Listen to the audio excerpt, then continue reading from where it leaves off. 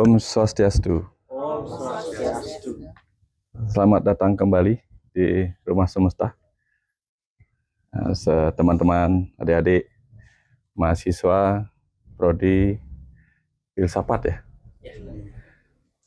Prodi filsafat, Fakultas Brahma Widya, Universitas Hindu Negeri Gusti Bagus Sugriwo Denpasar. Hari ini kita praktek kembali di bidang filsafat. Intinya belajar bertanya, belajar menggali, belajar mengupas berbagai fenomena-fenomena terutama dalam kehidupan kita beragama. Tapi lebih dari itu juga bisa, karena dalam kehidupan ini banyak hal yang perlu kita gali. Hari ini kembali kita akan ditemani oleh Coach Surya, seorang hipnoterapis pakar lea. Pakar lea. Berat. Ampun, kan dari segi rambut sudah pas. Nah, jadi itu yang akan kita obrolkan hari ini supaya nanti terbiasa menggali, terbiasa melihat berbagai sudut penggalian gitu. Dan terbiasa hati-hati untuk menyimpulkan. Karena pelajaran itu seperti halnya menggali tanah di bumi, akan banyak ditemukan hal-hal yang mungkin tidak kita inginkan atau mungkin sesuai dengan keinginan kita. Misalnya kita menggali sesuatu untuk mencari emas misalnya, mungkin ketemu lumpur, mungkin ketemu batu, yang mungkin tidak kita harapkan. Tapi sebenarnya semua itu sedang menjaga. Semua yang kita temukan, lumpur, batu, pasir, apapun itu sebenarnya sedang menjaga hakikat-hakikat yang tersembunyi di lapisan bumi itu. Di lapisan pengetahuan itu banyak hakikat-hakikat ilmu itu disembunyikan untuk kita gali dan untuk kita temukan, sehingga tetap abaikan perasaan kita ketika menolak hal-hal yang mungkin tidak sesuai dengan harapan kita. Itu dalam proses praktikumnya nanti. Kita tidak akan secara terang benderang bicara tentang ontologi, aksiologi, epistemologi, tetapi langsung mempraktekkan dalam arti mempertanyakan ini, menggali. Nah, sekarang coba silahkan, mungkin ada penaman-penaman pertanyaan yang perlu kita diskusikan malam hari ini. Ya mungkin satu orang, satu pertanyaan dulu sambil memperkenalkan diri, supaya nanti teman-teman di penonton ini juga bisa mendapatkan manfaat dari ini. Dan siapa tahu dengan melihat ini, teman-teman di luar itu bisa berpikir bahwa ternyata enak ya belajar filsafat. Banyak kegundahan kita tentang kehidupan ini bisa dapat kita gali dan kita diskusikan bersama tanpa ada tendensi untuk saling menyalahkan. Kira-kira seperti itu. Ya, dimulai dari dulu. Silakan. Ya. Nanti kita akan langsung ya kupas satu pertanyaan, satu sudut yang sudut Pak Surya juga. Ya. Om Swastiastu. Om Swastiastu. Terima kasih untuk waktunya Guru Tiang dengan Komang Suciani dari Prodi Filsafat Hindu semester 4, di mana ada yang ingin Tiang tanyakan sudah dari lama gitu. Mohon maaf, mungkin pertanyaan Tiang bisa jadi menyinggung salah satu guru spiritual gitu, tapi pertanyaan Tiang niki memang apa istilahnya karena mengganjal gitu, harus Tiang keluarkan gitu. Pertanyaannya itu ada suatu ketika kita melakukan praktek spiritual, terus guru spiritualnya ini mengatakan bahwa dengan mengucapkan mantra ini maka dosa itu akan terhapus gitu. Dari sudut pandang Tiang pribadi, segampang itu untuk menghapus dosa yang pernah dilakukan hanya dengan mengucapkan mantra gitu. Tiang awam, jadi Tiang ingin tahu apakah benar demikian, berdasarkan sumbernya apa, Enten. Terima kasih. Ya, semua Komang ya. Ya, konsep-konsep peleburan dosa itu kan banyak kita temukan. Ada di malam peleburan dosa Siwaratri. Kemudian ada konsep pengucapan mantra untuk peleburan dosa. Tapi apakah itu memang efektif apa tidak? Nanti Pak Surya juga akan banyak menjelaskan dari sudut pikiran. Karena begini kan, ketika kita melakukan sesuatu yang dianggap salah oleh norma, maka kita merasa berdosa. Itu misalnya. Sebagai contoh, ketika Arjuna kemudian sebagai seorang kesatria harus berperang melawan musuh. Sementara di depan sana musuh-musuhnya adalah kakek Bisma, para Korawa yang notabene adalah sepupunya, bahkan Karna yang notabene adalah saudara sekandung. Ada gurunya sendiri yang guru yang sangat dia sayangi, ya Drona, dan banyak lagi di situ. Ada Paman Salya bahkan. Di satu sisi tentu dia akan merasa sangat berdosa kalau berperang. Maka atas wejangan Sri Krishna di tengah medan Kurukshetra yang sangat kuat mengingatkan dia untuk tidak memikirkan hasil, tapi fokus kepada bagaimana dia menjalankan swadharma sebagai seorang kesatria. Nah, kalimat itu kemudian membuat dia merasa terbebas dari dosa yang menyebabkan dia mendapatkan neraka. Dan kita tahu di cerita Pandawaseda, di Pandawaseda itu kita lihat bagaimana Arjuna konon masuk ke neraka. Tapi bukan karena apa yang pernah dia lakukan sebagai seorang kesatria. Nah, di kisah itu. Tapi di kisah itu diceritakan bagaimana dia sampai harus ngencak, harus menyentuh wilayah neraka. Gara-gara dia sempat memergoki kakaknya sedang bercengkrama dengan Drupadi. Nah, itu cerita di sana. Tidak satu pun cerita bahwa dia mencapai neraka itu gara-gara dia melakukan kejahatan peperangan gitu. Karena dia sudah menjalankan tugas sebagai seorang kesatria. Nah, jadi apa yang menyebabkan terlebur dosa-dosanya? Karena sudah dikatakan kamu hanya menjalankan kewajibanmu, menjalankan dharma, dharmaning kesatria. Nah, seorang dokter misalnya, ketika dokter melakukan tindakan, memberikan obat, tapi tidak tahu bahwa obat itu kemudian menyebabkan reaksi alergi. Ada yang sifatnya reaksi alergi yang pertama kali terjadi, yang sebelum-sebelumnya baik-baik saja gitu misalnya. Kan bisa jadi itu menyebabkan dia merasa berdosa karena menyakiti orang lain. Ya, padahal dia sudah menjalankan tugasnya. Nah, di situ kemudian setiap hari mungkin dia bisa melakukan ritual seperti halnya ketika kita mengucapkan mantra Trisandya bait terakhir. Om Kesantawio Kayika dosa. Ya Tuhan, maafkanlah dosa dari perbuatanku, dosa dari perkataanku, dosa dari pikiranku, kan gitu. Jadi ada peluang bahwa dia akan merasa dirinya terbebas dari perasaan bersalah itu, yang mungkin tidak sengaja dia lakukan. Beda lagi kalau misalnya perbuatan buruk itu dilakukan dengan penuh kesengajaan, memang tujuannya demikian. Nah, kalau orang yang melakukan perbuatan buruk, menyakiti orang lain, memfitnah orang lain, atau menimbulkan perasaan yang tidak menyenangkan pada hati orang lain, secara sengaja, sebagai sebuah perbuatan buruk, walaupun dia tidak tahu bahwa itu berdosa. Bagaimana dia tahu itu berdosa? Kalau dia tidak pernah belajar agama misalnya, kan dia tidak tahu itu berdosa. Tapi dia melakukan hal yang buruk, menyakiti orang lain secara sengaja. Dia tahu memang tujuannya akan menyakiti itu atau merampok orang lain. Nah, apakah dengan semudah itu tiba-tiba dia mengucapkan mantra seluruh dosanya hilang? Kan belum tentu juga. Setidak-tidaknya apa? Setelah dia mengucapkan mantra itu, pertanda dia sudah mengakui sebuah dosa. Kebayang ya? Aku sudah mengakui sebuah dosa yang pernah kulakukan. Kalau dia tidak mengucapkan mantra itu untuk melebur dosa, ya, maka dia satu, dia tidak tahu bahwa itu dosa, maka tidak ada yang dia lakukan berupa mantra untuk melebur dosanya itu. Tapi ketika dia mengucapkan mantra peleburan dosa, dia sudah mengakui ada dosa.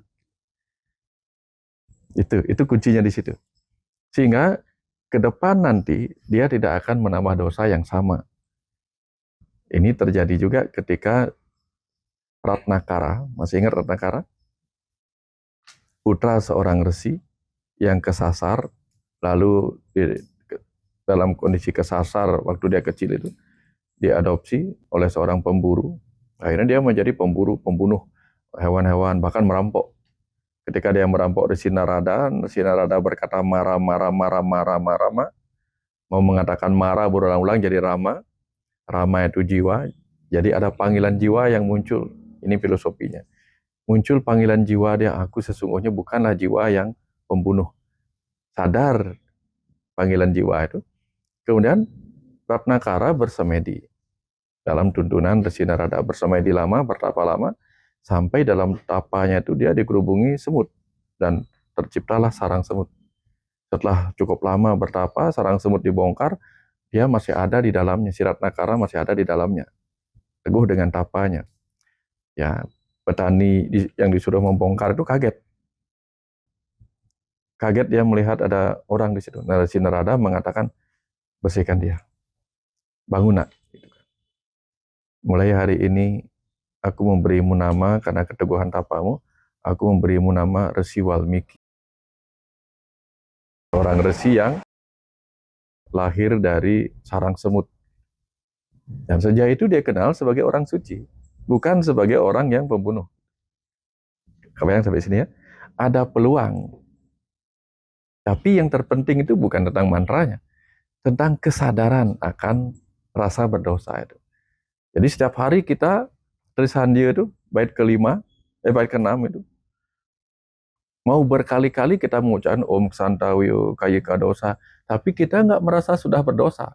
Besok nyakitin orang lagi, setelah itu Trisandia lagi, gitu. Nggak ada gunanya. Yang terpenting itu adalah pada saat kita mengucapkan Om Kesantawiyo Kayika Dosa. Ya Tuhan, maafkanlah perbuatanku yang dosa hari ini. Sambil mengingat, dosa apa hari ini yang kita lakukan? Dosa apa hari ini yang kita katakan? Dosa apa hari ini yang kita pikirkan? Dan itu hanya bisa tercapai kalau kita menyadarinya.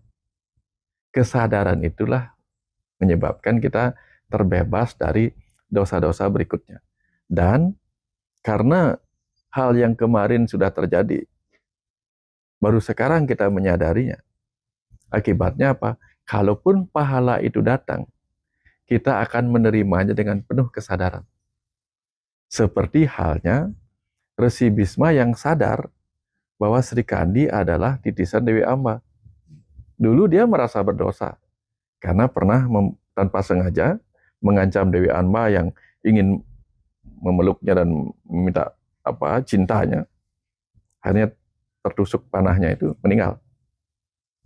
Ketika dia lahir menjadi Sri Kandi dan di tengah medan Kurukshetra, Resi Bisma berdiam diri menyambut kematiannya untuk menebus rasa berdosa karena dia ada dalam kesadaran. Nah, jadi mau mantra, mau penerimaan atas apa yang dilakukan orang lain pada kita, kalau didasarin kesadaran, itulah dia. Jadi akibat dari dosa itu kita tidak rasakan lagi sakitnya. Kenapa? Akhirnya aku terbebas. Seperti halnya orang yang punya hutang di bank atau di LPD gitu.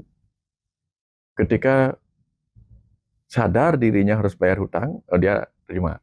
Saya harus bayar hutang, biar beres segera. Kalau enggak, dicari tukang kolektornya, udah kolektornya lari-lari, marah-marah. Itu yang terjadi, kebayang ya? Ya, jadi bukan sekadar mantranya. Mantra bisa berefek hanya kalau dilakukan dengan penuh kesungguhan, dengan penuh kesadaran. Gitu. Kira-kira gitu ya. Mungkin ada tambahan, karena rasa berdosa itu berefek juga kepada pikiran kita. Nah, di pikiran kita bisa terbenam di badan bawah sadaran, bisa berefek ke seluruh tubuh kita. Nah, bagaimana mengatasi itu? Mantra yang lain, versi modernnya ada pada apa? Ya. Izin Guru. Masih Komang pertanyaannya tadi, setidaknya ada 2 kata penting lah, poin penting dari pertanyaan, mantra dan dosa kan gitu ya. Ya, terkait dengan mantra dan dosa, terkait dengan mantra dulu deh. Tiba-tiba saya teringat satu situasi. Jadi saya lupa tahun berapa, belasan tahun yang lalu lah, atau enggak puluhan tahun yang lalu. Masih teruna lah seperti itu. ada situasi di mana selesai piodal di sebuah pura, ya, sebuah pura. Selesai piodal, yang ada di sana adalah saya, seorang pemangku di sana, dan seorang lagi yang pemeda yang mempunyai dua pandangan berbeda. Situasinya dulu.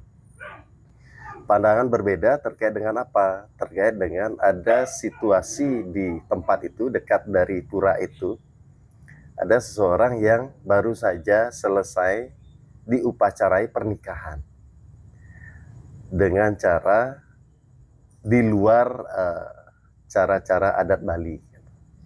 Terbayang maksudnya ya? Iya. Jadi ada ritual yang digunakan dan dianggap itu juga sah bagi seseorang itu atau minimal di keluarga itu. Nah, di sana terjadilah perbedaan. Satu sisi sang pemangku nih, jelas melihatnya dari aspek yang berbeda. Kemudian satu sisi lagi, orang tadi kebetulan keluarganya dari mempelai yang menikah itu, yang menikah dengan cara yang berbeda. Di sana adalah diskusi alot, yang mana saya kebetulan ada di sana dan bukan siapa-siapa. Jadi situasinya setelah piodal, suasana hati lagi tenang-tenangnya, tapi pembicaraan mulai agak ya menghangat lah, kalau tidak mau dikatakan memanas gitu. Menghangat. Saya merenung, hanya mendengar saja gimana satu saling membantah, satu saling mempunyai opini-opini tertentu. Sampai saya pikir kok saya berada di tempat yang atau waktu yang tidak tepat gitu. Tapi kok perasaan saya mengatakan sampai kapan ini selalu ada perdebatan, sampai kapan endingnya gimana nih gitu. Sampai saya juga merenung, akhirnya meminta gitu. Akhirnya saya meminta dalam hati, izinkan saya punya cara untuk menghentikan situasi yang sudah mulai tidak nyaman di sini. Jawabannya adalah, saya bingung nih, karena ketika menghentikan kan saya harus punya satu opini baru yang mendukung salah satu, di mana saat itu saya melihatnya dua-dua ada benarnya, ya, satu sisi benar, sisi yang lain juga benar. Akhirnya dalam perenungan dapatlah jawaban, tuan rumah di learning gitu. Semacam itulah kurang lebih. Jadi saat itu, tempat itu, waktu itu, sepertinya tuan rumah lah yang harus kita dukung. Nah, ketika itu tuan rumah, berarti pemangku itulah tuan rumah saat itu di tempatnya. Tiba-tiba saya nanya ke pemeda itu tadi. Saya tanya mengenai Gayatri Mantram. Saya tanya, beli gitu. Kebetulan beliau ini Ampura sudah jadi suling sekarang gitu. Beliau ini sulingnya sekarang, tetapi saat itu belum, masih ulaka. Beli tahu nggak tentang Gayatri Mantra? Nah, dijelaskanlah saya tentang Gayatri Mantra, bahwa itu ibunya mantra segala macam. Kemudian tiba-tiba saya juga bertanya tentang Om Mantra, dan jawaban beliau seperti ini. Nah, inilah kunci dari semua mantra, Om Mantram ini.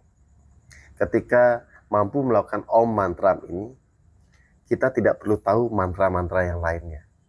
Saya diajarkan dengan pelafalan yang benar saat itu. Saya pun lupa gitu. Om, semacam itulah gitu. Jadi saya diajarkan. Oke, berarti Om Mantram ini adalah mantram segala mantram ya, Bu? Ya, kata dia. Oke, kalau iya, bisa nggak beli besok keliling ke para pemangku, sulingge, sampaikan, gak usah lagi belajar mantram, cukup Om Mantram saja gitu. Menyelesaikan segala apapun yang harus dimantrakan sebelumnya, singkat, padat, jelas, Om Mantram. Dan kebetulan tidak bisa terjawabkan. Tiba-tiba berhenti, diskusi berakhir, semua sunyi, dan akhirnya kita bubar gitu. Nah, dari sana mulailah saya bisa sedikit, ya mungkin ada korelasinya lah tentang mantra itu.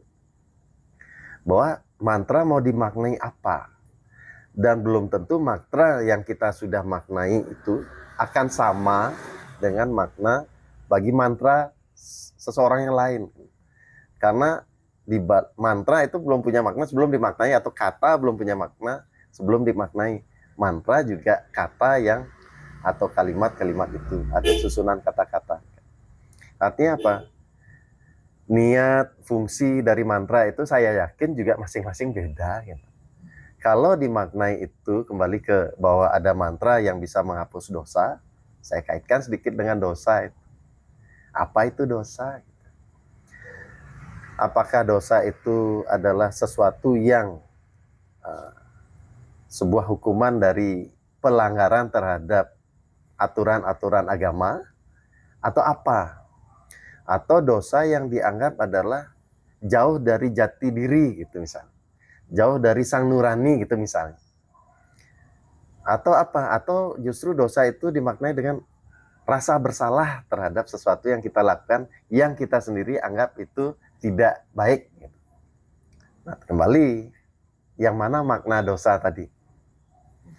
Jadi ketika itu dosa dimaknai dengan rasa bersalah minimal begitu ya, atau kita pilihlah bahwa dosa itu dimaknai dengan rasa bersalah, karena kalau dosa itu dikaitkan dengan bagaimana hukuman terhadap hal yang bertentangan dengan agama, beliau nanti punya jatahnya kan, dan tidak bisa jawab nih kan. Tapi ketika dosa dimaknai dengan rasa bersalah terhadap apa hal yang kita lakukan yang tidak selaras, mungkin mantra yang dimaksud bisa menghilangkan adalah kaitan dengan apa yang saya lakukan adalah kalimat-kalimat afirmatif, kalimat-kalimat kesadaran, kalimat-kalimat yang akhirnya kita mengerti, ya udahlah, saatnya kita mengerti bahwa oke, itu kesalahan, apa yang kita bisa pelajari dari kesalahan itu.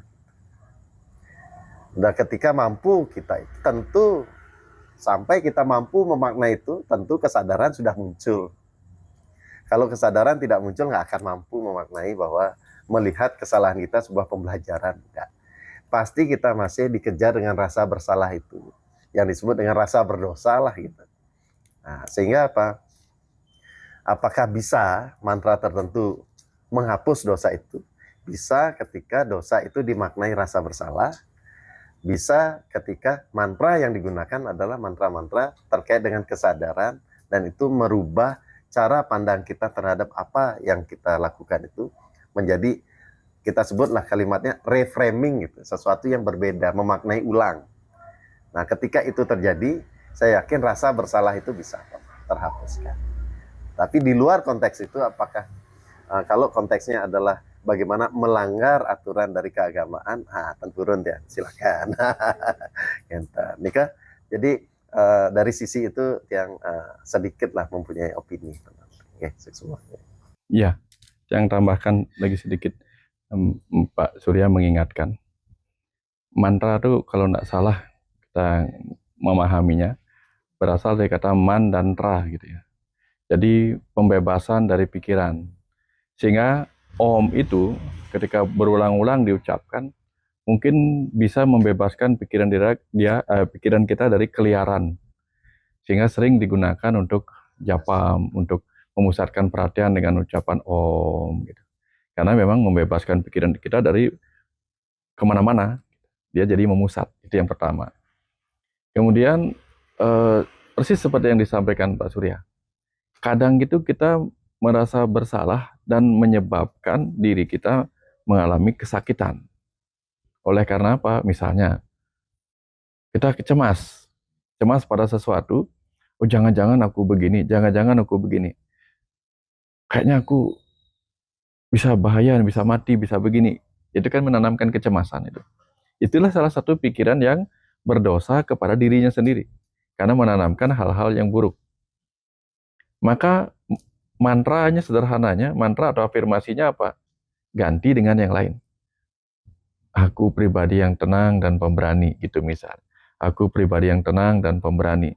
Sehingga seluruh sel-sel tubuh kita kemudian mengubah ucapan-ucapan dosa tadi. Aku cemas, aku penakut, gitu. Itu diganti oleh aku tenang, aku pemberani, aku tenang, aku pemberani, gitu contoh.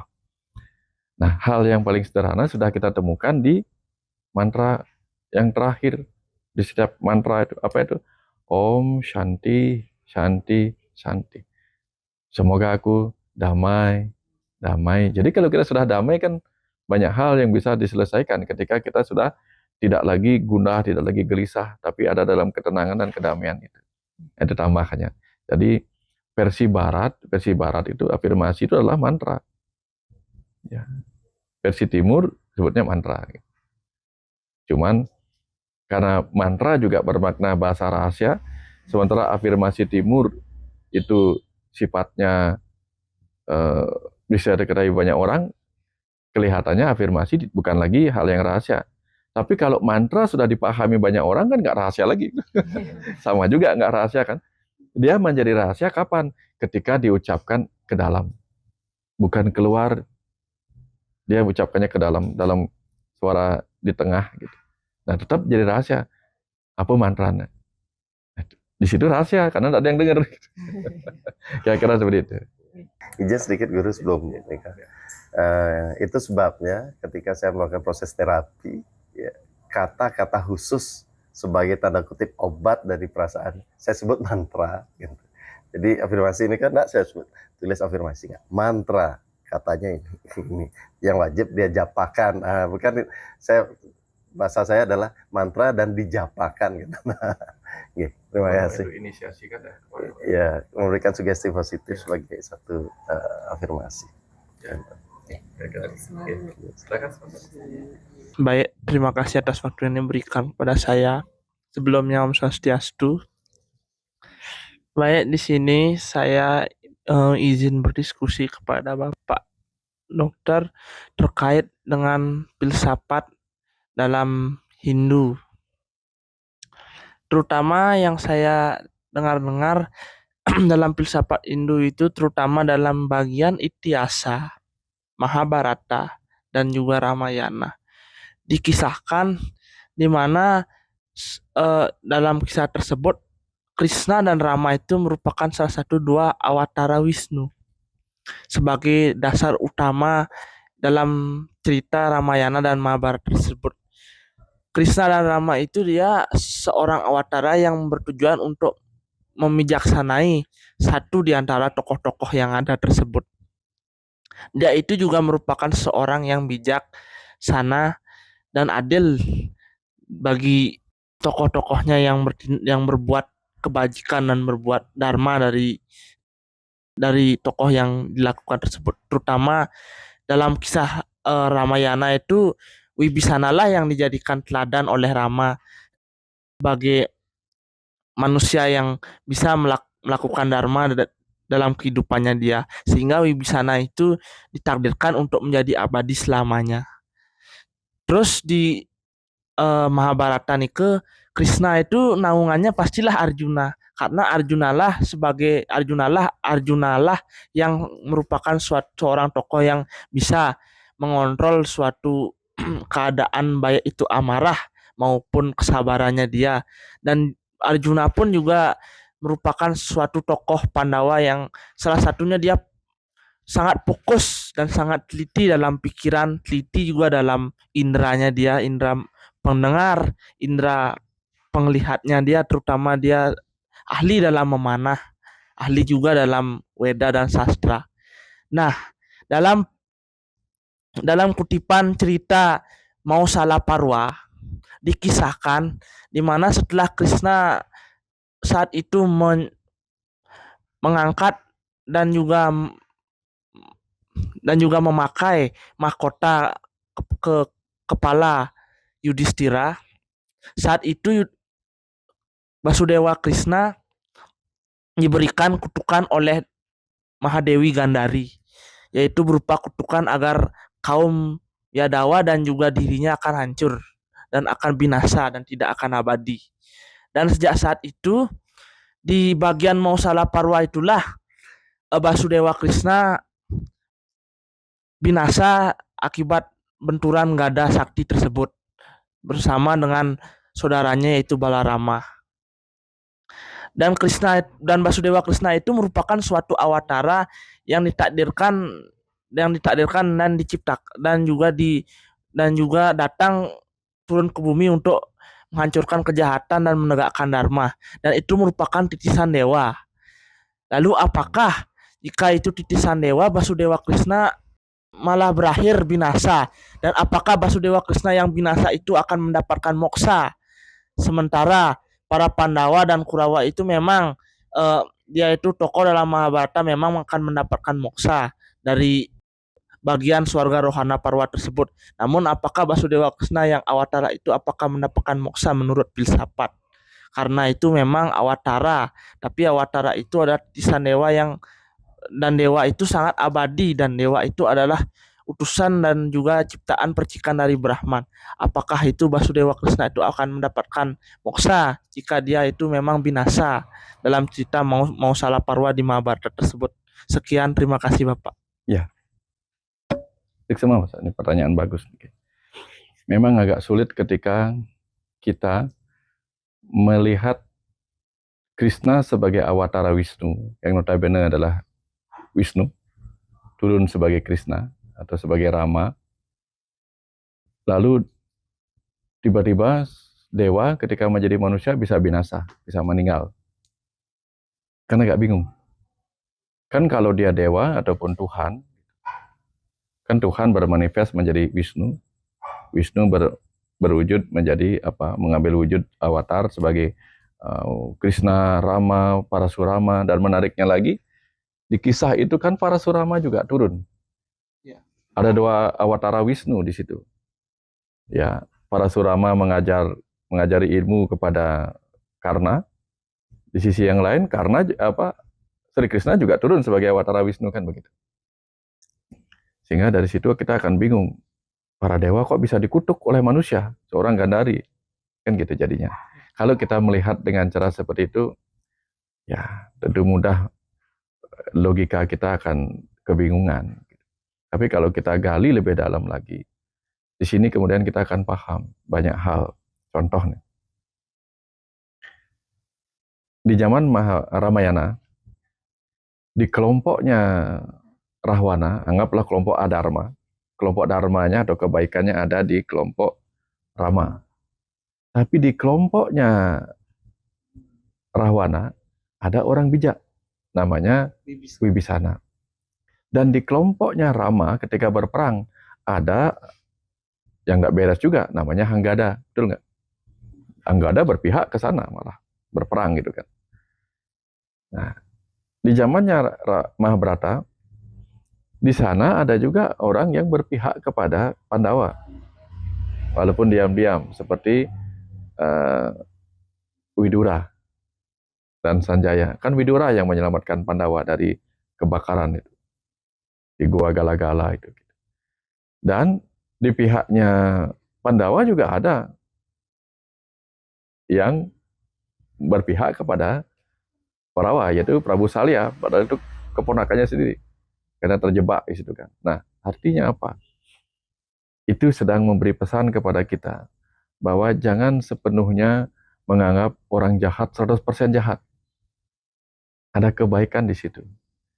Orang baik 100% baik, enggak. Pasti ada sisi buruk di situ. Nah, itu yang kita perlu renungkan.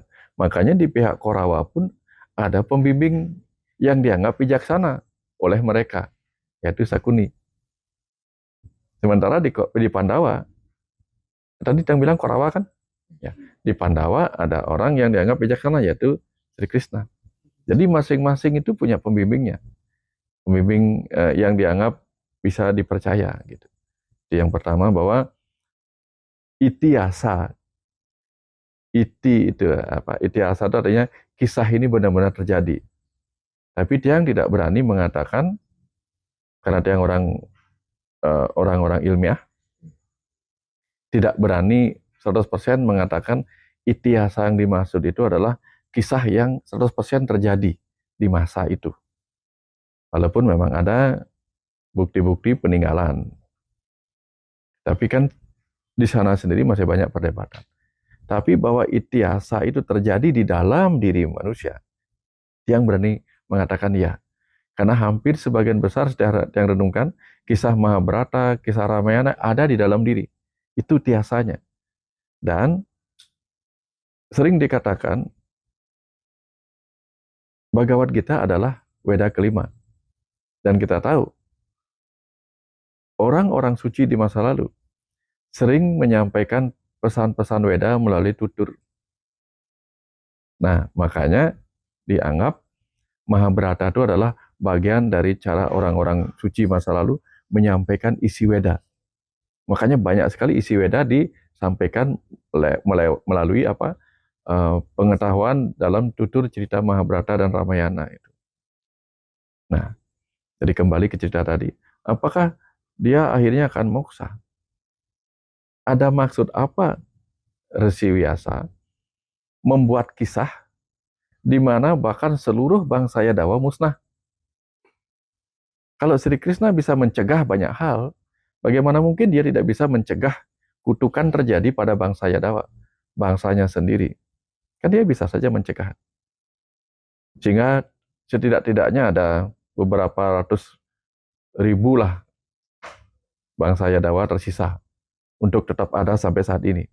Tapi kenapa semuanya musnah? Ada pesan apa? Ini yang perlu kita renungkan. Sehingga mungkin tujuannya adalah supaya kita tidak fokus mencari jejak-jejak, sehingga yang kita cari bukanlah jejak-jejak kebenaran dalam arti sejarah. Ya, kenapa? Karena satu, Resi Vyasa bukan guru sejarah.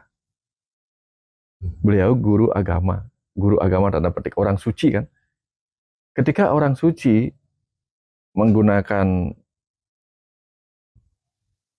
kisah untuk bertutur, maka yang diajarkan adalah pasti utamanya adalah kisah-kisah pesan-pesan moralitas, pesan-pesan pengetahuan agama, itu kuncinya. Sehingga kita dibuat tidak fokus mengejar realita itiasa dalam arti fakta-fakta sejarah. Tugas kita bukan di situ. Tugas kita dalam beragama adalah mengambil pesan-pesan moralitas, filsafat yang ada pada kisah Mahabharata itu. Betul nggak? Sehingga kita tidak fokus lagi pada Krishna itu benar ada apa enggak, Arjuna benar apa enggak. Fokus kita bukan di situ. Tapi kita cari apa pesan terpenting yang ada di dalam kisah Mahabharata dan Bhagavad Gita itu. Kalau kita mau merenungkan Bhagavad Gita sebagai sebuah percakapan antara pikiran dan hati nurani, itu akan terlihat di situ. Ada momen di mana Sri Krishna berkata kepada Arjuna, kamu dan aku mirip seperti dua ekor burung. Yang satu adalah burung yang menikmati makanan itu. Yang satu adalah aku adalah burung lain yang mengamatinya. Kalau orang memahami kesadaran spiritual di dalam, dia tahu bahwa kita ini samar antara pikiran dan rohani itu. Samar sekali. Tapi dalam hidup ini, yang menikmati keduniawian ini adalah si pikiran. Sementara sang roh adalah kesadaran yang mengamati apa yang disukai oleh pikiran itu. Betul nggak? Kalau kita melihatnya begitu. Oh, ini maksudnya. Kita suka begini, suka naik motor, suka begini. Tapi sang roh di dalam itu, yang kita tahu, Atman itu apa tadi? Percikan Tuhan. Percikan Tuhan yang turun ke alam semesta kecil. Boleh enggak? Percikan Tuhan yang turun ke semesta kecil disebut avatar. Betul kan? Avatar adalah Tuhan yang turun ke dunia untuk menegakkan kebenaran. Coba kita bawa percikan Tuhan yang turun ke dunia sebagai Atman ke dalam semesta kecil Buana Alit ini untuk menegakkan Dharma. Dharma yang mana? Apa Dharma kita? Apa kewajiban kita? Apa tugas kita?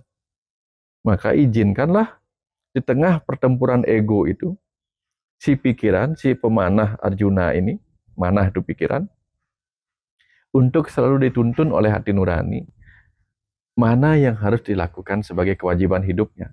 Contoh, ya, pada saatnya nanti, tubuh yang buta ini, tubuh ini kan materi itu kan buta. Kalau dalam kisah Mahabharata, tubuh ini juga ibu kan? Ibu yang buta siapa? Dalam kisah Mahabharata, ibu yang buta Gandhari. Nanti tubuh ini juga yang akan mengutuk supaya seluruh ya bangsa Yadawa musnah beserta Krishna juga hilang gitu. Nah, tubuh ini kelak akan mengutuk seluruh percikan kecerdasan semesta dalam diri kita. Yang satu sebagai ruh, ya, Atman itu. Yang sebagian besar rakyatnya, yaitu sebagai kecerdasan yang berdiam pada 50 triliun sel. Kebayang saja? Inilah rakyat bangsa Yadawa itu. Ini rakyat. Rakyat yang mengandung kecerdasan yang sama. Begitu kita di aben nanti, lebur, ini semua pergi. Seluruh kecerdasan sel ini manunggal kembali menjadi dirinya untuk menyatu kepada kecerdasan semesta yang tak terbatas. Kebayang sampai sini nggih? Nah, jadi itu. Jadi lenyap semua. Nah, inilah total hilang. Yang ada mungkin energi-energinya gitu. Sehingga jangan begitu orang tuh meninggal, seluruh kerajaannya tuh ya ada Dwaraka kan kerajaannya ditenggelamkan, dihanyutkan. Nah, tubuh kita setelah hancur diapain? Setelah diaben diapain? Dihanyutkan, ditenggelamkan ke laut sama. Kisahnya mirip-mirip begitu. Nah, jadi itu yang terjadi di dalam diri kita. Kalau kita bawa ke sana. Yang lebih suka membawa kisah Mahabharata ke dalam diri. Karena itu akan menjadi bekal menyusuri kehidupan ini. Kalau itu kisah sejarah, biarlah itu menjadi urusannya bangsa India. Tapi kita memetik itiasa dalam diri kita. Kebayang ya? Nah, kira-kira demikian. Mungkin ada tambahan. Ya, tadi kan selalu memang dikupas. Saya senang sekali ketika Pak Dokter itu mengupas Mahabharata untuk kita ambil intisarinya sesuai dengan realita kan gitu ya. Karena mau tidak mau ketika kita belajar apapun, ujung-ujungnya adalah kita menghadapi apa yang kita harus hadapi sebagai realita kan gitu. Nah, ketika tadi bahwa sang jiwa itu dilambangkan sebagai Krishna kan, dan kemudian bagaimana percakapan dengan Arjuna sebagai pikiran. Nah, tentu kalau kita sadari gitu, di pikiran kita kan selalu juga ada kubu positif yang dilambangkan dengan Panca Pandawa tadi, dan ketika kubu negatif yang disebutkan tadi ada satu Korawa lah. Nah, ini perang-perangan kan betul. Untuk mencapai apa tadi? Ya apapun sebutannya, tujuan terakhir tadi kan moksa tadi. Jadi ketika kita bicara tentang bagaimana memaknai Mahabharata dalam diri, tentu ada di pikiran juga perang-perangan kan gitu ya. Perang-perangan perang antara Korawa sebagai simbol negatif atau pikiran negatif begitulah sederhananya, dan Panca Pandawa sebagai simbol positif. Tujuannya apa tadi? Moksa tadi kan. Nah, moksa itu apa? Nah, ketika moksa itu dimaknai dengan bagaimana wujud fisik yang terlepas atau melebur menjadi semesta, ya boleh-boleh saja. Ada berapa jenis yoga? Moksa 3 ya Pak? 3. Moksa apa? Moksa, dimoksa, paramamoksa kan itu yang sering. Moksa. Nah, tapi saya mau memaknai moksa itu adalah dengan 2 pilihan tadi. Yaitu apa? Penyatuan ke dalam atau justru pelepasan. Pelepasan apa? Nah, tadi lagi kita mau bicara dulu tentang bagaimana menang-menangan di pikiran. Nah, menang-menangan di pikiran tentu akan berpengaruh dengan perasaan di dalam. Pikiran berpengaruh perasaan, dan itu menjadi satu reaksi, dan itu menjadi realita. Nah, ketika pikiran ini mulai lebih banyak mendapatkan masukan hal-hal negatif, tentu yang akan menang hal-hal negatif. Sederhananya begitu. Ketika pikiran diberikan data-data informasi melalui panca indera kita, hal-hal yang positif, tentu pikiran juga akan melihat sesuatu itu lebih positif dari sebelumnya. Dan kembali ketika kita mampu dengan satu kesadaran mengatur apa yang menjadi asupan atau hal yang kita masukkan dalam pikiran kita, tentu di sana artinya kita sudah mampu ke dalam sebagai satu moksa, penyatuan diri, mengerti apa yang harus dilakukan, mengerti dengan satu kesadaran, menyatu ke dalam kan menyatu dengan kesadaran gitu. menyadari apa yang sebaiknya kita katakan, apa yang sebaiknya kita pikirkan, apa sebaiknya kita lakukan, dan akhirnya menjadikan satu pembebasan kita. Nah, mengacu lagi ke tadi, pembebasan di sana adalah bebas dari hal-hal rasa bersalah kita, dari hal-hal yang memang sudah kita lakukan. Misalnya ya tanpa terkendali kita marah gitu ya, tentu akan menimbulkan bekas-bekas. Nah, bekas-bekas ini mampu nggak kita perbaiki lagi? Nah, ketika ada kemampuan itu tentu rasa bersalah kita akan terhapuskan, setidaknya terbebaskan dari rasa bersalah itu sendiri. Artinya apa?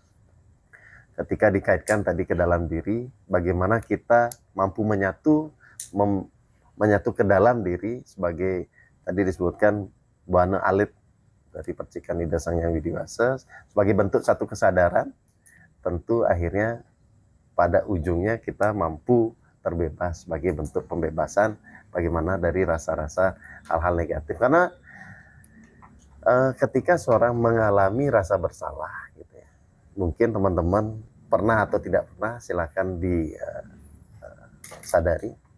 Ketika seorang mengalami rasa bersalah, itulah hukuman secara realita. Dia merasakan panasnya, dia merasakan seperti api neraka gitu.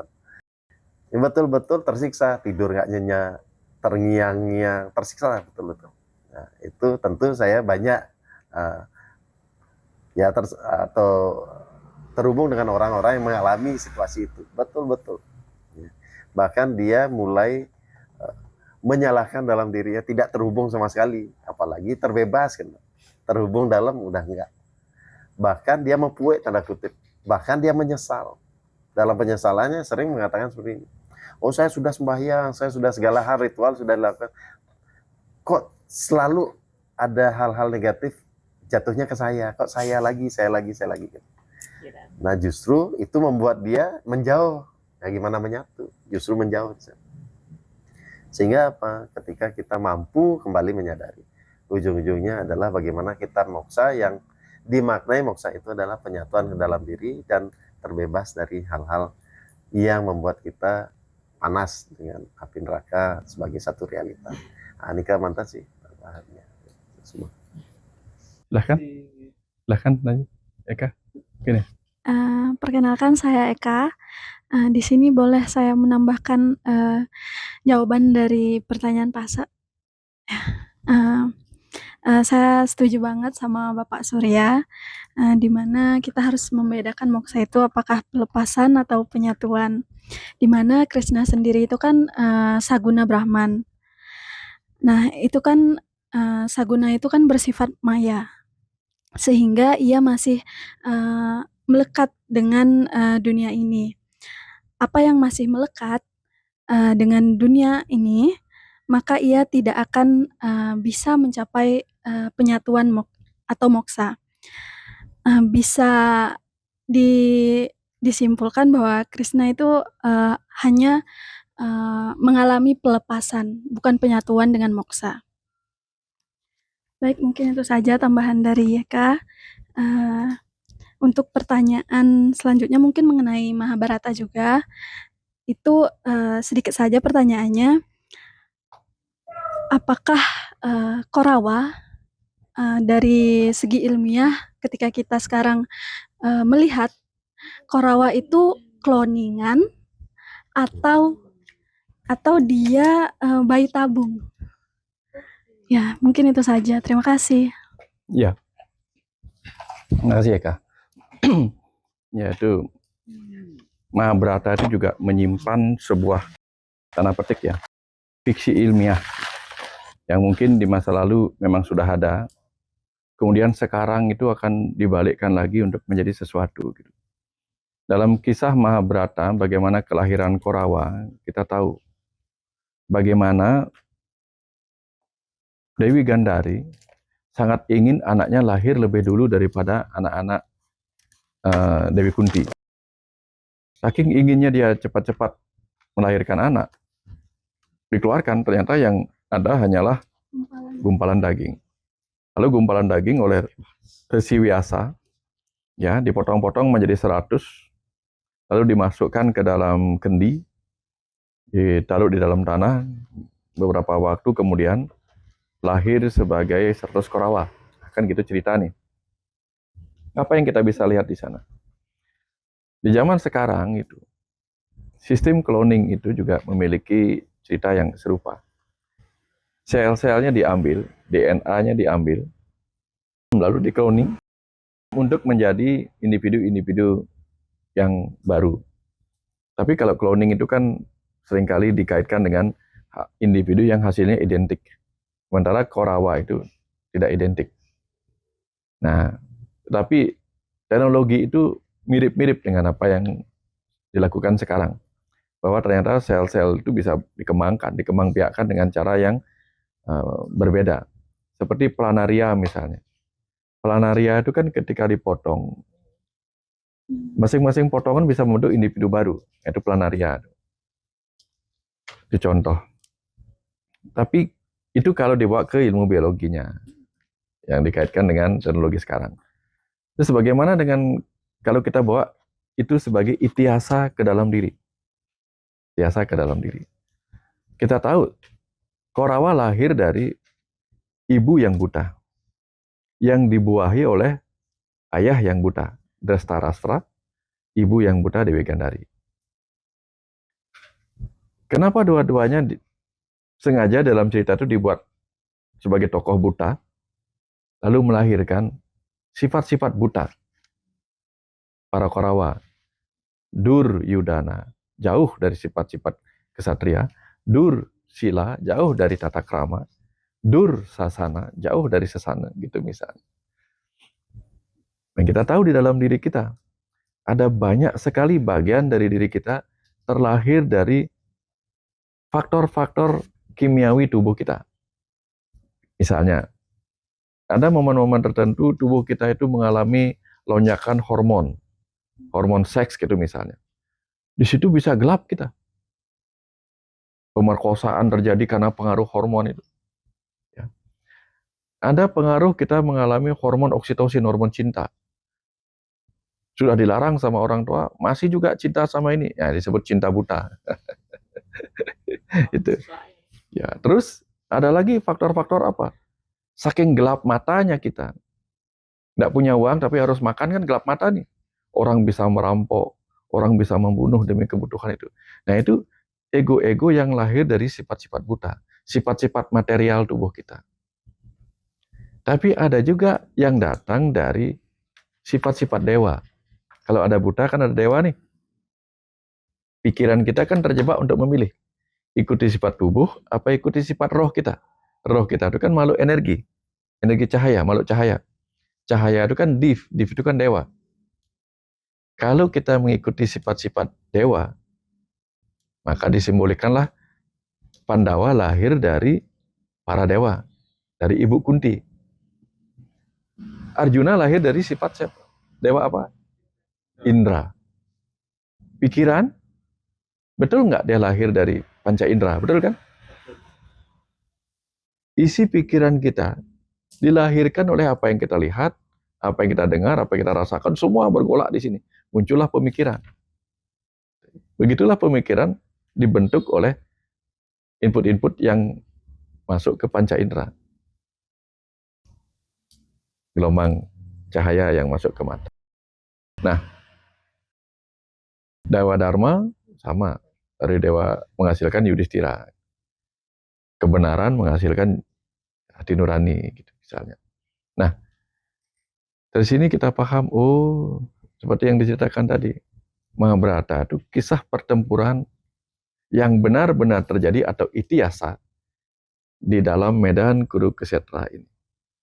Kan masing-masing memperebutkan tahta. Masing-masing ingin berkuasa. Coba nanti renungkan.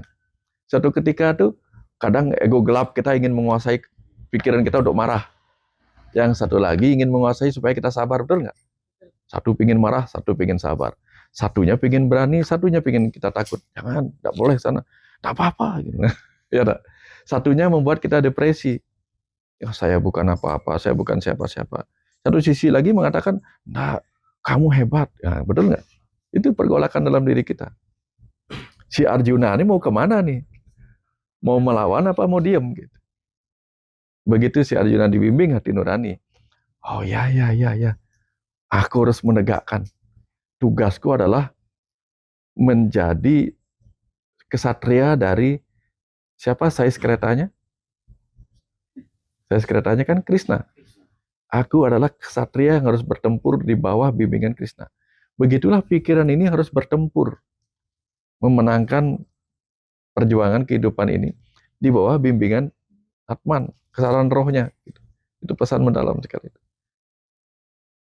Yang sering kagum itu ketika membaca, kagum dengan kemampuan beliau Rsi Vyasa, Krishna Dwipayana. Kenapa disebut Weda Vyasa? Karena mengelaborasi semua Weda menjadi catur Weda. Sebutlah Weda Vyasa. Nama aslinya kan Krishna Dwipayana. Dan kita tahu yang menyebabkan munculnya para Korawa siapa? Kan Rsi Vyasa. Kalau bukan karena Rsi Vyasa, para Korawa tidak lahir. Ya tak? Kalau bukan Rsi Vyasa, Dresta, Pandu, Widura juga nggak akan lahir. Karena beliaulah yang menghasilkan itu kan, betul nggak? Ambika dengan Rsi Vyasa menghasilkan Dresta. Ambalika dengan Rsi Vyasa menghasilkan Pandu. Dan seorang Dayang dengan Rsi Vyasa menghasilkan Widura. Jadi apa yang disampaikan di sana? Mereka semua berasal dariku. Kisah Dresta, Pandu, Widura sampai Korawa, Pandawa dan pertempuran itu dimulai dariku. Kan di situ mulainya. Dari ketika dia menghasilkan, yang membaca pesannya seperti itu. Dari beliaulah semua ini berasal. Jadi kisah ini dimulai dari kecerdasan beliau untuk meresapkan pengetahuan Weda ke dalam tutur. Itu yang tangkap. Luar biasa beliau. Sampai bagaimana caranya memasukkan hakikat seluruh Weda sehingga layak dipercaya bahwa ini kata-kata yang berasal dari wahyu Tuhan. Wahyu Dewa. Maka dijadikanlah Krishna sebagai yang menyampaikan kepada Arjuna. Karena Krishna itu Dewa. Dewa Wisnu. Oh ini wahyu kepada pikiran Arjuna. Betul nggak? Sehingga layak dipercaya. Apa buktinya Krishna itu adalah Dewa? Cakra, kesaktian. Hanya dengan itu kita akan mudah menempatkan Krishna sebagai figur otoritas yang layak dipercaya. Betul nggak? Itu teknik penyampaian, teknik bertutur yang luar biasa. Membuat seperti itu. Ya, banyak film-film meniru seperti itu. Film-film India banyak meniru seperti itu. Contoh-contohnya. Gaya bertutur orang India kalau bertutur itu bagus sekali. Ya. Sehingga itu yang terjadi. Kita melihat Krishna di dalam gitu. Ya. Kira-kira seperti itu. Ada tambahan, Suri? Ya, dari pertanyaan itu saya sangat kagum dengan filsafat itu sendiri. Filsafat itu kan mempertanyakan. Bahkan Einstein itu sesuatu yang dia sudah putuskan melalui penelitiannya yang bertahun-tahun. Dia pertanyakan lagi, dia bantah lagi. Akhirnya menemukan lagi kesimpulan yang lain. Saya punya teman yang sedang asik dengan fisika kuantum. Dia cerita banyak. Hari ini dia sampaikan kesimpulan A gitu. Besoknya berubah lagi. A itu dibantah lagi. Dan akhirnya kita sendiri atau minimal saya juga mengalami fase-fase seperti itu. Ketika sangat-sangat kagum dengan hukum tarik-menarik, law of attraction, di mana kita tahu bagaimana bukunya The Secret itu sangat mendunia.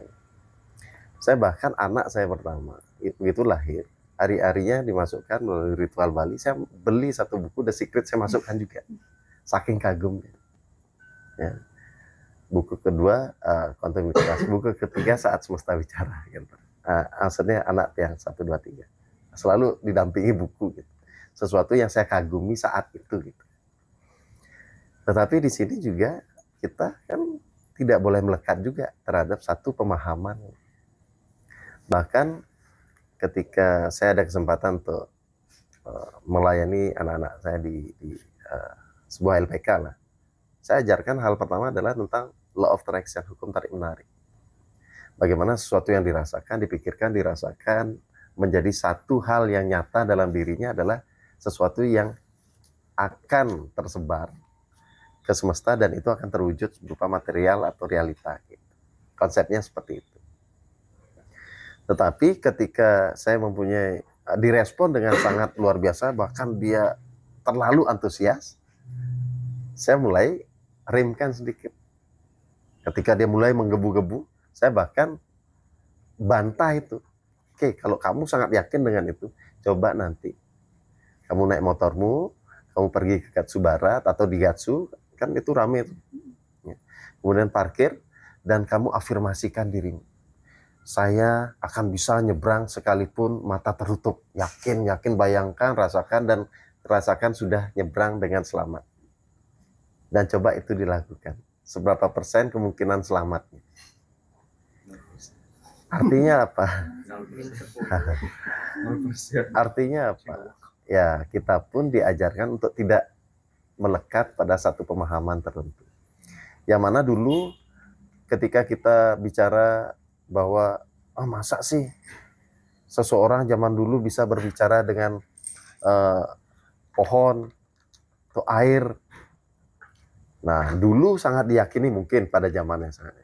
Begitu mulai tergeser ke sains modern yang sebelumnya, mulai nggak mungkin.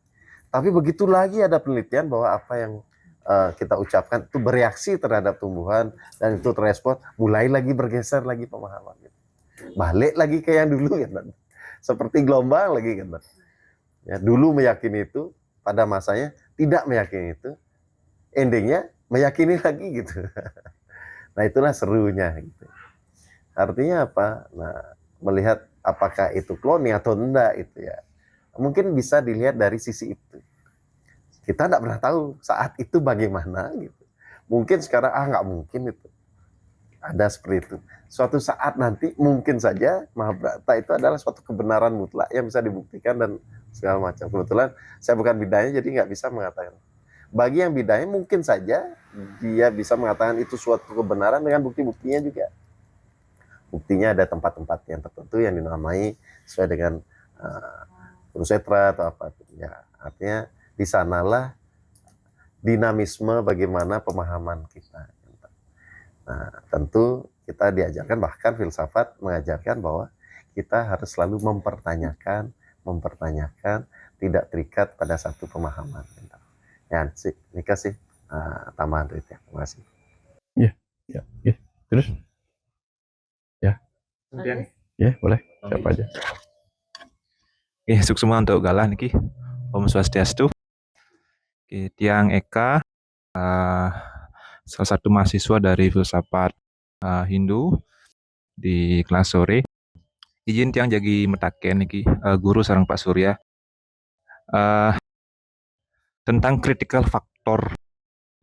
Jadi kita yang sempat dengar dari salah satu dosen, Ibu Purnamawati, maksudnya beliau membimbing mata kuliah hipnoterapi. Jadi di level pikiran manusia nih ada 4 level kesadaran dibilang, ada level pikiran yang lupa nih pertama nih pikiran sadar, pikiran tidak sadar, bawah sadar dan critical factor.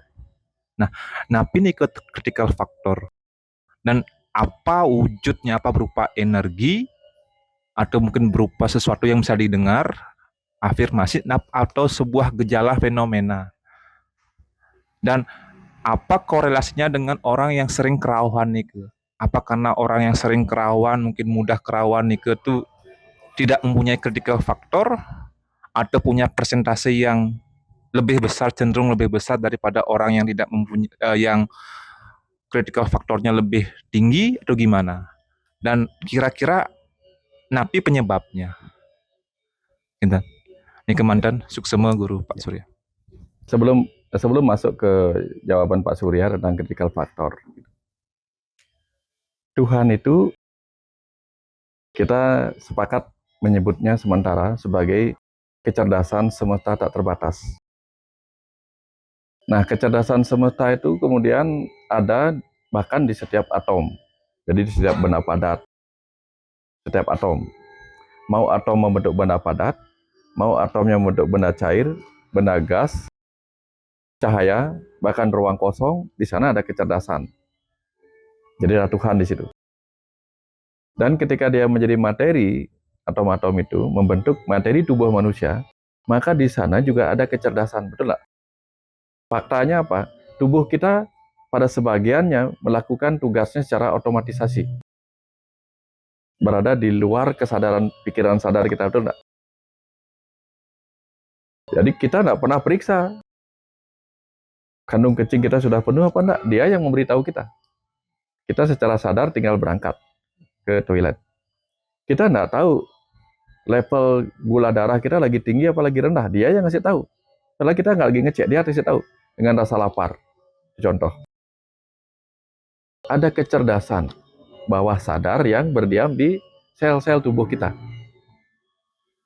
Lalu di pikiran sadar kita, di otak kita ini berkembang pikiran sadar yang dibentuk oleh kemampuan sel-sel otak kita berproses pikir. Jadi menciptakan proses berpikir terhadap berbagai stimulus-stimulus, berbagai input-input yang masuk melalui panca indera.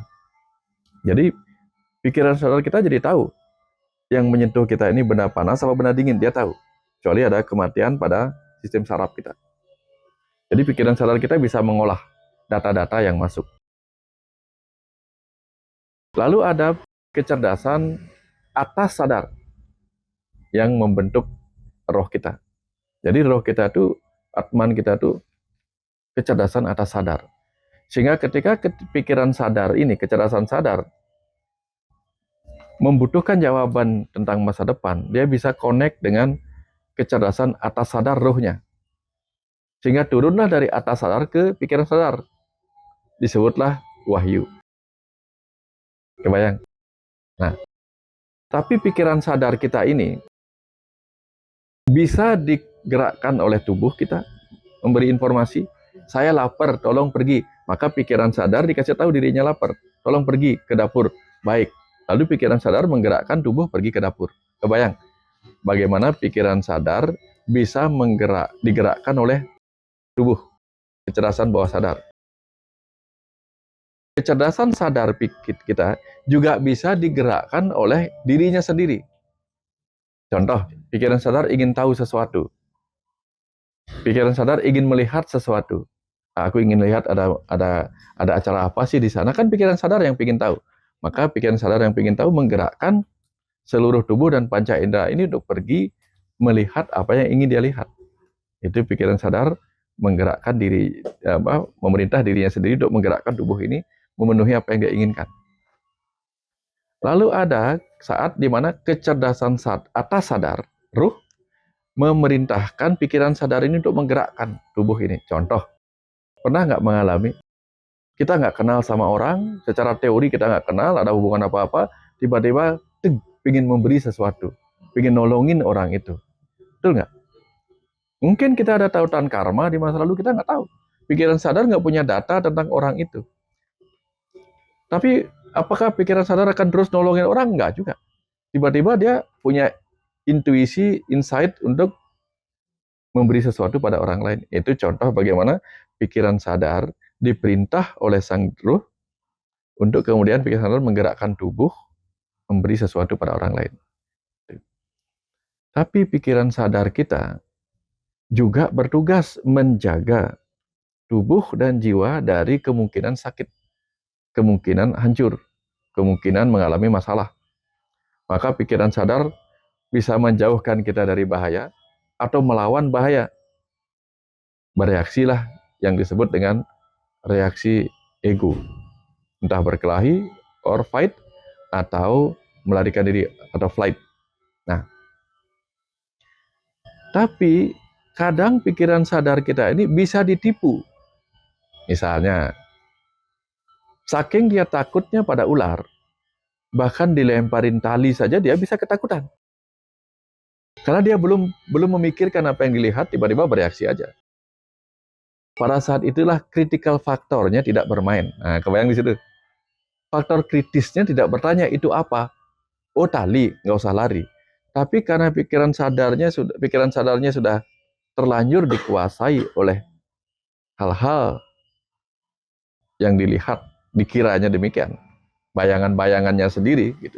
Apalagi kalau dibilang, ada ular, dilemparin tali, dia pikirnya apa yang dia dengar, yang dia percaya, bukan apa yang dia lihat. Lari langsung.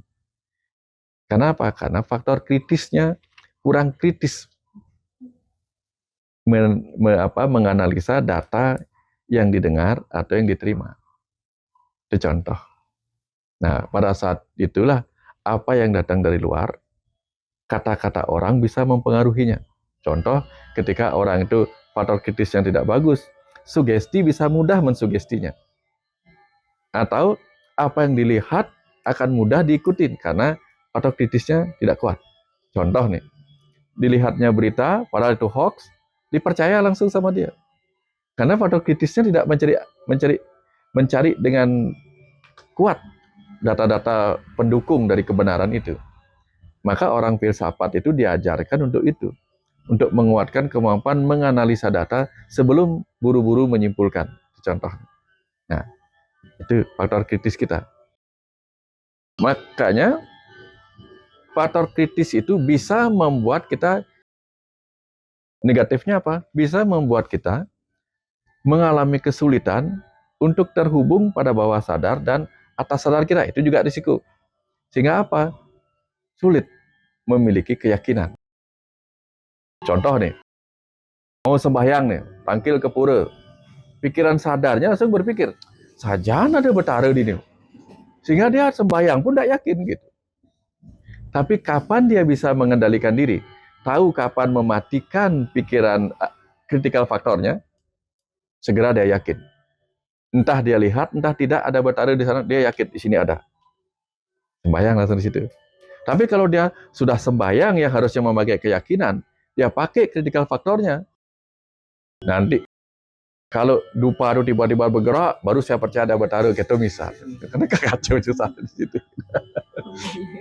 Ya, tapi ada juga orang yang merasa, oh, saya ini tidak mungkin tersugesti, critical faktor saya kuat.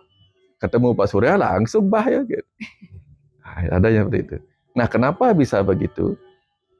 Karena tadi itu terlalu yakin bisa berbahaya, terlalu tidak yakin juga berbahaya. Kenapa? Terlalu tidak yakin, dia justru yakin pada ketidakyakinan itu sendiri gitu. Justru ya bisa kayak gitu. Asing mungkin, dia yakin pada ketidakmungkinan itu gitu. Saya yakin ini pasti mungkin, maka dia tidak yakin pada ketidakmungkinan. Tadi itu, oh saya yakin dengan law of attraction saya bisa menyeberang jalan itu dengan tutup mata gitu. Dia lupa kemungkinan bahwa itu bisa saja tidak terjadi gitu kan. Sangat yakin melekat di sini. Tapi dia yang pernah membuktikan di sini di Jalan Bagong Sari. Tadi ngeliat ya Bagong Sari itu padat. Yang pernah melakukan law of attraction, afirmasi. Saya akan lihat. Yang bayangkan diri yang nyebrang dan itu terjadi. Tutup mata nyebrang jam segini aman. Enggak, bukan nyepi. Itu pas Covid. Lagi sepi-sepinya.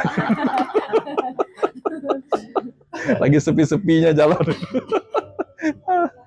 Ya, silakan nanti Pak Surya lanjutkan tentang critical factor itu. Ya. Critical factor itu sering juga disebut dengan filter mental. Jadi kata lainnya filter mental. Yang namanya filter mental pasti tujuannya memfilter, menyaring. Jadi tujuan dari critical factor itu adalah menyaring dan mengkritisi informasi. Dan tadi dicontohkan bagaimana tiba-tiba tali itu kaget disangkanya ular. Kesempatan mengkritisi nih, kecepatan pikiran sadar tidak secepat bawah sadar yang mengkoneksikan segala sesuatunya. Jadi nggak punya kesempatan mengkritisi ini tali atau ular gitu. Kemudian filternya sedang tidak siaga. Ya semacam itulah kurang lebih. Jadi tadi sudah jelaskan atas sadar, tak sadar kan gitu. Tapi berarti saya lebih fokusnya ke bawah sadar, sadar, dan filter mental. Jadi bayangkan bawah sadar itu seperti sebuah tanah yang sangat subur sekali. Pak, saking suburnya apa yang masuk tumbuh. Apa yang masuk tumbuh. Kira-kira kalau tidak dirawat, apa yang akan lebih banyak tumbuh di sana? Buat lihat semacam. Nah, filter mental itu seperti pagar yang gemboknya kita yang pegang. Jadi filter mental itu bisa dibuka atau tidak bisa dibuka. Faktor utamanya adalah kita mengizinkan. Faktor utamanya. Masalahnya mengizinkan dengan dipaksa, dengan dirayu, atau dengan sukarela mengizinkan, itu ada lagi faktornya gitu. Tapi tetap kita yang mengizinkan atau tidak mengizinkannya untuk bagaimana sesuatu data dimasukkan di pikiran bawah sadar kita. Makanya disebutkan tadi contohnya adalah kaget. Salah satu cara memaksa informasi masuk ke pikiran bawah sadar adalah dengan mengagetkan. Makanya pernah dengar nggak? Poh gitu. Tiba-tiba kurang lebihnya ada cara untuk seperti itu. Kalau saya dalam ini ya kebetulan, nah sekalian juga menginformasikan yang minggu depan saya buat pelatihan atau workshopnya terkait bagaimana cara atau melakukan proses itu. Salah satunya dengan kejut. Jadi kejutkan. Jadi filter mental serta merta tidak siaga, tidak memfilter, tidak mengkritisi. Kalau secara lembut, secara perlahan, tahapan lembut, filter mental itu akan mulai tidak bekerja, tanda kutip ya, ketika frekuensi kita mulai ada di alfa theta, kondisi meditatif sebetulnya. Jadi beta itu seperti ini, serius. Kemudian alfa, theta, meditatif. Delta itu tidur tanpa mimpi. Jadi kalau tidur tanpa mimpi itu delta. Kalau itu dipasang alat di frekuensi kita, di pikiran kita, di otak kita, itu ada frekuensinya. Beta, alfa, theta, delta. Sugesti yang paling masuk itu, atau data-data paling masuk adalah saat kita, kalau kita liar-liar tidur itu. Ya, liar-liar antara sadar, nak sadar gitu. Makanya kalau saya mau kait-kaitkan itu, itulah mungkin, ya, mungkin sebabnya para guru zaman dulu memasukkan data sesuatu ke muridnya itu melalui ritual-ritual tengah malam, japa, puasa, yang mana pikiran sadar antara bawah sadar tuh mulai sadar, bawah sadar, sadar, bawah sadar. Itulah masuklah di sana. Balik lagi, kita tidak bicara benar atau salah, bagus atau tidak bagus, karena semua paradoks gitu. Ada juga yang sugestivitasnya tinggi, ada yang sugestivitasnya sangat rendah. Kalau sangat rendah, bagusnya adalah tidak mudah disugesti. Jeleknya adalah ya tadi tidak mudah diarahkan sesuatu yang positif aja dia nak mau gitu. Pokoknya dia tanda kutip kalau dibilang tegas, tanda kutip negatifnya kaku gitu. Ya gitu. Jadi ya orang gitu. Ada orang yang sangat mudah, ya, diarahkan mudah, sugestivitasnya tinggi. Nah, jeleknya mudah diarahkan hal negatif. Bagusnya apa? Kalau dia ada di lingkungan yang menginformasikan hal positif, bisa paling positif. Kalau ada yang di lingkungannya negatif, dia seperti spons lah. Celupkan kopi jadi kopi, celupkan teh jadi teh, susu jadi susu. Kurang lebih begitulah mentalnya dia. Jadi saran-saran saya kepada yang sugestivitasnya tinggi, masukkan di circle yang memang kita tuju. Kita sudah sebelum masuk kita sudah, oh bagus kayaknya itu, oh ini, baru masuk. Jadi jangan sebelum masuk Jadi sudah punya kesadaran atau pagar sebelum masuk gitu untuk memilih circle. Nah, tapi yang sugestivitasnya rendah, dia masuk aja dulu, nanti di sana dia menilai. Itu bedanya. Balik lagi apa artinya? Kita kembali ke dalam, menyadari diri kita seperti apa, sehingga solusinya lebih tepat. Gitu. Jadi kita tidak bicara mana lebih bagus. Dua-duanya punya hal yang baik, hal yang tidak baik. Jadi filter mental itu seperti pagar.